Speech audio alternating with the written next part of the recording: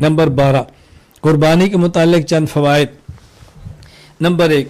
رسول اکرم صلی اللہ علیہ وسلم کے نام کی قربانی کرنا جائز ہے، بلکہ قربانی کرنی چاہیے۔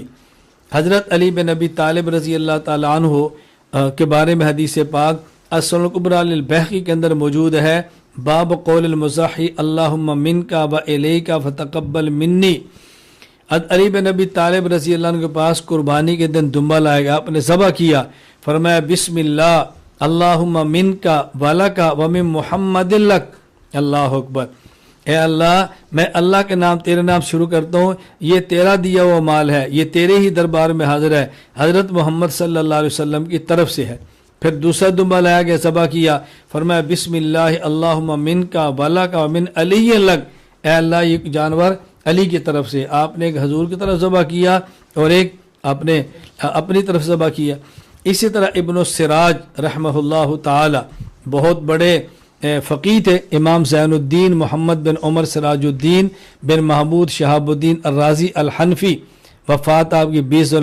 ذوالقعدہ 766 ہجری، بہت بڑے آدمی تھے، کئی کتب کے مصنف ہیں۔ ان کی مبارک عادت ختم ابن السراج عنہ صلی اللہ علیہ وسلم اکثر من 10,000 ختمۃ،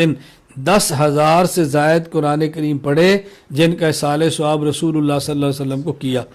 وصح عنہ مثل ذالک، اور آپ صلی اللہ علیہ وسلم کے لیے اسی طرح اپنے قربانیاں بھی دی۔ علامہ شامی فرماتے ہیں قول علمائنا لہو ان یجعل ثواب عملی لغیر یدخل فی النبی صلی اللہ علیہ وسلم فإنه احق بذلك حیث انفذنا من الضلالہ ففی ذلک نوع شکر۔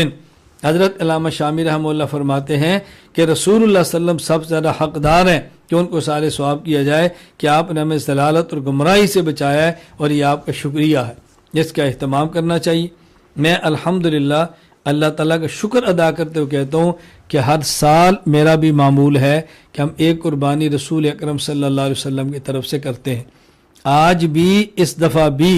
جو مرکز اہل سنت والجماعت سرگودا پاکستان میں قربانیاں ہوں گی، ان میں اونٹ کا پہلا حصہ میں نبی کریم صلی اللہ علیہ وسلم کی طرف سے رکھتا ہوں،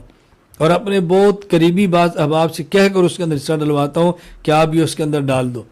تو نبی کریم صلی اللہ علیہ وسلم کی نیت سے میں تو اپنا حصہ ڈالتا ہوں۔ اسی طرح ہماری خواہش ہوتی ہے حضرات صحابہ کی طرف سے بھی ہو،